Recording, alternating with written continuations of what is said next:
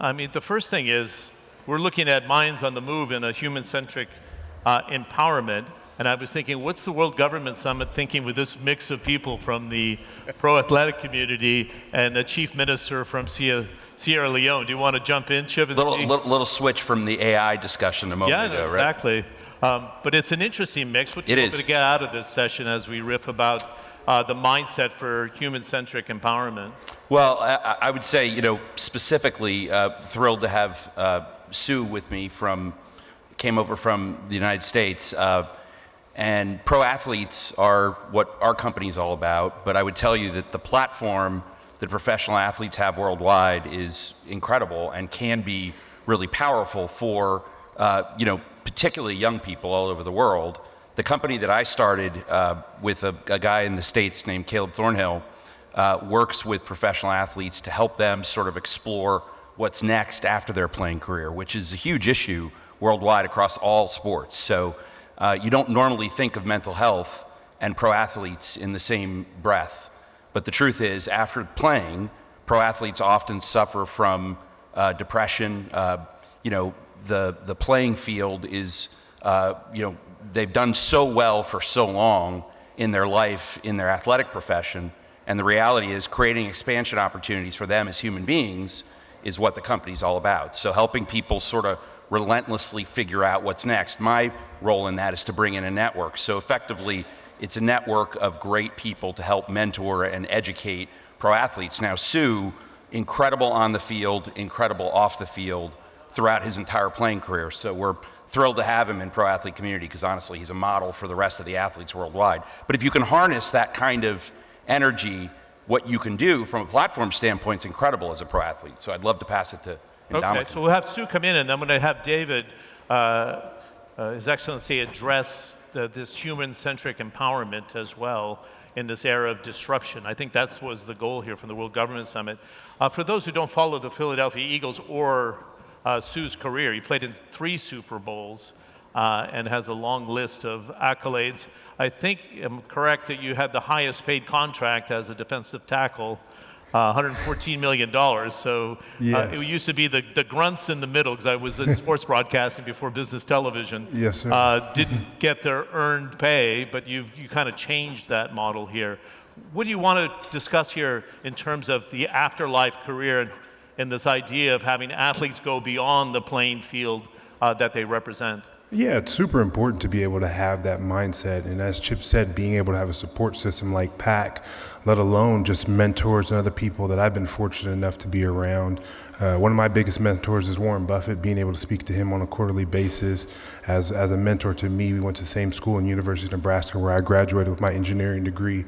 And not all athletes have a vision of understanding after most careers are 3.5 years and they're done. I've been fortunate enough to have played 13 years, which is a very, very long time, especially in a very grueling sport. But I always had a vision of that I wanted to use my engineering degree, and I wanted to be more successful off the field than I was on the field. So I've got the rest of my life to be able to do that. And so having that vision, that focus, that understanding, I found different ways and tools to be able to create things. And so being able to kind of have that mindset, be able to be a mentor to younger guys and have mentors myself, to be able to pass on that knowledge, it allows to combat that mental illness that a lot of people have, and that mental struggles that people have from being at such a high level of being a professional athlete, having all the lights on you at all times, and then leaving the game and having nothing and saying, who am I? How do I identify myself now? Good. You majored in engineering, you said. Yes, I graduated from the University of Nebraska in construction management engineering. I've got a development company, so I'm putting it to use. Okay. And I pride myself very much so on that. I followed in my dad's footsteps. He was a mechanical engineer, so it runs in the blood. Good. Excellent. I'll ask you later if you applied that to the playing field as well with the analysis of your opponents. David, you were listed as a Time 100 Next 2023 list, and your background is in technology, and I think that's why the WGS asked you how you're taking that technology experience as Chief Minister of Sierra Leone here and the public policy recommendations you're trying to implement in Sierra Leone. You had that discussion here and you participated in it on AI. This is quite a disruptive period of time. How do you apply it, if you will, and try to use the moniker too much, but the global south? How is it applying to Sierra Leone?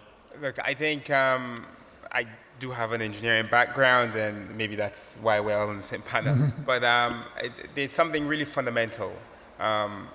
It's when people speak about technology and science and AI, they speak about it as if it's robots, just robots, some things. But it's about humans. It's that the decisions we make using those technologies, apart from the fact that, say, now, as Chief Minister, I help lead in coordinating delivery across government. And in terms of my training, after my prosthetic research, I worked for IBM, and I did AI research in healthcare, actually when I was at IBM Research Lab Africa. And you studied at MIT, am I correct? I did. Yeah, do you want to give a hint of what your work was in prosthetics? Because it was design, correct? It was design. I invented some patents in how to connect the human body comfortably to machines, prosthetics. There was a war in Sierra Leone, lots of amputees, and my professor at MIT as well is a double amputee, and there was the same fundamental problem globally, uncomfortable ways in which you connect human bodies to machines, to whether it was braces or prosthesis. And I looked at how you use MRI and develop finite element modeling so that you're able to design better mechanical interfaces with regards to how to be comfortable. And that was my research. Interestingly, many years later, we're doing that in Sierra Leone now, so I still work on this with my same professor from MIT in Sierra Leone, even as I do the Chief Minister work.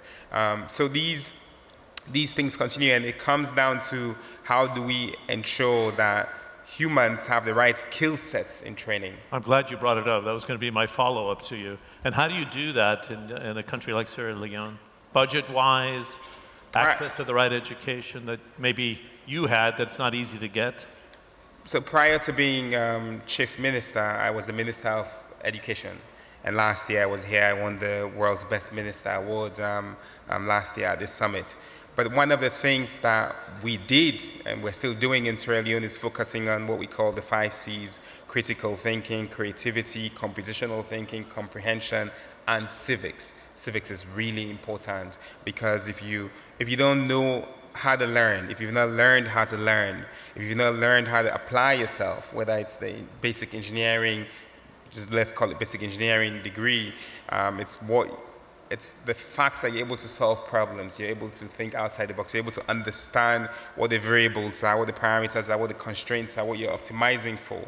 Those are things that you'll need even in the political life, even in the business life, and this becomes really relevant when we're trying to solve all kinds of problems across government. It's great that you brought it up. Yesterday we had the former Chancellor of Austria in the discussion with the former Finance Minister of Greece, and the question came from the floor about values, which we often overlook when we have a conversation of trying to take somebody like Sue and go into the second career. Chip, you're working with athletes that probably think, okay, I got to make as much money as possible. So what is the average life of a football player in the NFL? Usually 4 years, am I right? If you're lucky, you get to 4, but typically about 2.5 to 3.5 is on the average. Short. It's a short period of time. So you have all this talent that's been concentrated on one thing here. I think, David, the fact you brought up this whole value and civics education, which has disappeared from the U.S. curriculum, is very important. And how do you try to instill that in some of the people you're working with, like Sue, who obviously has a very good education, but it's not an easy thing because you can even pick up on this, Sue, afterwards. Most of the football players or basketball players and baseball players, they've got one thing in mind, and that is to be a pro athlete. Go ahead. Well, if you have the talent that the NFL or any major of the pro sports have, the 1% of the 1% of the 1% literally make it to that stage. And so you're exceptional in so many ways. And what we just have to do is create exposure opportunities so that, exposure breeds expansion. And the moment that they apply themselves in another field, Sue's done that through his entire career. I mean, you heard mentoring by Warren Buffett while playing. That's highly unusual. But many of the guys go through really significant depression coming out of the league because, I started, prior to Pro Athlete Community, I started one of the largest online education companies in the world, about 50 million people on the platform. I remember, yeah. And so, I started that company at 37 with 2 kids. The fact that someone would tell a human being that at 26, you're done is crazy. That's not life. Obviously, 26, 27, 30 years old, these men are very, very young.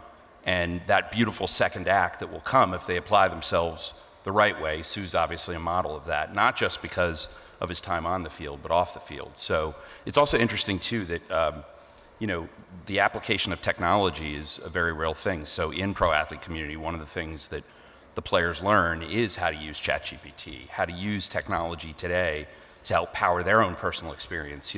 We're actually rolling out an AI coach to all of the players, because I will tell you that it's pretty incredible what you can do with it now. In my previous company, we were one of the largest technology trainers in the world. And when we first deployed our bot, I was genuinely shocked at the percentage of students that were going directly to the bot instead of to the human. Now, if you come back to what we're trying to do with this new community of people, people still matter. And so ultimately, people want to be with people and learn from people. And so what's great about pro athlete community is you put a leader like Sue in the room with other folks that he played with or played against, and then people like me from the standpoint of mentoring and CEOs like the folks in the room. It's a pretty powerful combination, and what we've seen is incredible opportunities coming out of it for the players. I don't know if you want to address.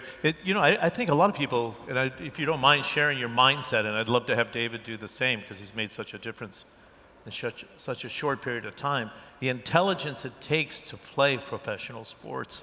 You're obviously a human beast. I was interning at CNN and CNN Sports, and every time I went into a locker room, I was like, how do they make them so big and strong and so fast? But the mindset that's needed for competition, I think, would be great to share with this group, because have a hunger for learning more. Yeah, I think the mindset when it comes to being a pro athlete is no different than being an elite business person. Whether you want to be a CFO or CEO, whatever it may be that you're aspiring to be, is having that determination and that focus to dive into that particular space and say, I'm going to put all of my energy and time into this, and finding the different resources and team members, because I can't do it by myself. I have my wife in the audience who supports me from the very beginning since we were in college together, and when we first met to where I'm at now, where she's helping me all through the different aspects, helping me take notes, follow up with people on emails and different things of that nature. So having that team that works with you on not only on your athletic side of the bill, but also on the academic side is going to be very key. And I think in addition to this, having that mindset, it's being able to seek out people that are better than you, and that you can find different resources to say, hey, I don't need to recreate the wheel. I can just make it my own by learning from other people. So the Warren Sapps of the world, all of these great athletes that were ahead of me that I got to see, go and meet them. I'm the next hottest young guy coming out. I want to meet the guys that were better for me. So Michael Strahan was one of those guys who's now on TV, and I aspire to be on TV no different than him. I'm doing a little bit of a different twist, because you mentioned you're in the UK now. I'm on Sky Sports. So I'm there in October and during the playoffs to learn these different aspects and get those tools and those learning experiences. And like Chip said, being able to have that exposure is one of the most important things in life. And that's a lot of things that athletes don't get that opportunity all the time to, because they're just so focused on just their craft. You need to expose yourself to other things in the world. Okay. David, I see you're taking notes here, so we're triggering something. Your thoughts here and the responsibility as chief minister, because you were in education and innovation, and the change is so rapid today, and I've spent a lot of time here still in the UAE, and I watch how they want to keep on evolving government and moving into new sectors. What is the burden of a chief minister in a developing country that wants to grow? And I talked about this access to energy, which is super important for countries. There's still 600 million people in Africa that don't have access to energy on a daily basis. So it's a pretty steep hill in some respects, right? To get the tools, the basic necessities, and then prepare your society for the next wave of innovation and disruption. I think it really is difficult, because when you're in a country like Sierra Leone, the global economy has major impact on your society. Wars in other parts of the world will affect the living standards of your people. fake news, because of the level of education, gets spread easily. And these things lead to social challenges that you have to deal with, while at the same time expanding. When I was Minister of Education, we spent 22% of our budget on education, when other countries were removing education during COVID. That's a lot, 1/5 of your budget. We opened schools when most countries were not ready to open schools during COVID. We've been able to transition more girls, more kids with disability into schools across the chain, because we're investing into the future and making bold decisions. As I mentioned the other day, we've been mining in Sierra Leone for 90 years. It wasn't until last year, in the same region where billions have come from, where we are putting up a university now for which will focus on science, technology, and innovation. But I mentioned this, so you'd spoken about values. I think there are 3 values. One is inclusion, and whether it's pros, athletes, or sports, you have to be, there's diversity, and our differences have to be used for our collective good. That's the point. People should show up how they feel they can show up. And I wrote a book on this called Radical Inclusion, based on experiences and how we got pregnant girls to go to school. The second one is empathy, and partly because I do follow lots of sports. But even when you're it may seem like you're just trying to crush your opponent. You have to know your opponent. You have to be empathetic to them, even as it seems like you're trying to crush them.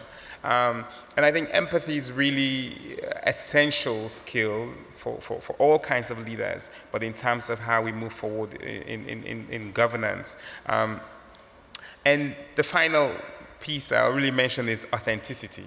If we aren't authentic to who we are, that means we're able to recognize our abilities, we're able to recognize the things that we're not good at and name them. If we're able to know the value that other people bring and how we show up, it becomes very difficult to sustain this over a long period of time. If you're not authentic, you can't last long, because you can't fake it forever.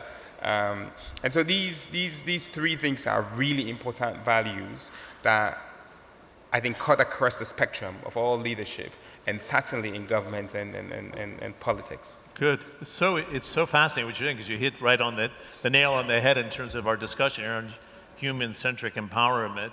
Chip, final thoughts on that? I'd love to hear from Sue on the same thing, because these pro athletes are extraordinary specimens. But are they thinking about the future, how they belong? Do they have empathy? Do they have the value systems and then the rest? Why don't you go, Chip, and then well, I guess I would say being here at the World Government Summit, the role of private enterprise in driving human development is non-trivial. So, I've been in education my entire career, and so to the ministers in the room, supporting the companies that are trying to develop the humans is an important thing to not forget. Very often in various parts of the world, for-profit education is controversial, and it's a percent of GDP, the amount of GDP that is spent globally on education, and the dearth of large companies globally in education is very notable. You don't see that in any other sector, healthcare, even now space.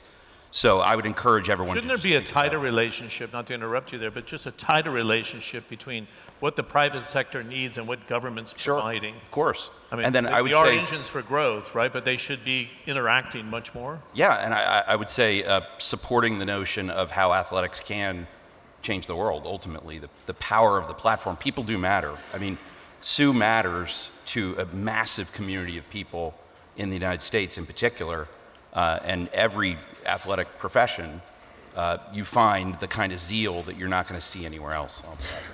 So you talk about, I agree, and you talk about authenticity and empathy. And I think empathy, one key piece is to have empathy to athletes, to understand that they don't have the knowledge. They've been put on this pedestal to everybody thinks they're the best at everything. Have empathy to understand that they don't understand everything, and that they need to go back to the learning stage and understand what they don't know to learn more. In addition to that, I would say authenticity. Authenticity is being able to understand and say, I want to be authentic to this particular piece, and then being able to dive into that. And that's where I think a lot of people struggle, because they see all the flashy things that LeBron James and Michael Jordan and Kobe have done in their past, and they want to be just like them, but they're not being authentic to themselves, to saying that I really want to be involved in this, and I want to be able, because it may not be the same path and the same viewpoint as all the other high-level athletes that they see, but they want to be a part of the Joneses and be a part of that same viewpoint. And the one thing I'm going to correct Chip on is that I mean a lot to a lot of people in the United States, but I also mean a lot to a lot of people in Jamaica, in Cameroon, Africa, where my parents are from. And so me being able to be on a stage like this, I'm a viewpoint of them. I'm an extension of them, and I think that means a lot to my community. You're allowed to correct me at any time. Rick Fox joined us at the World Economic Forum in Davos as a pro athlete trying to make a difference on climate change for the Caribbean nations where he's from, right? Yeah. So it's great you guys are finding your voice outside your playing arenas or the football field. It's great to have you. It's nice to see you. I saw you get the award last year, but it's even more of a pleasure to have your mind to share with this group here. Chip, thanks a lot for participating in the initiative and transition you made from education to pro athlete community. And it's a real pleasure. I read all about you to make sure I was prepared, but I can talk to you about football for the next 45 minutes, but we don't have the time. For sure. Can we give a nice round of applause to our group here? Thanks.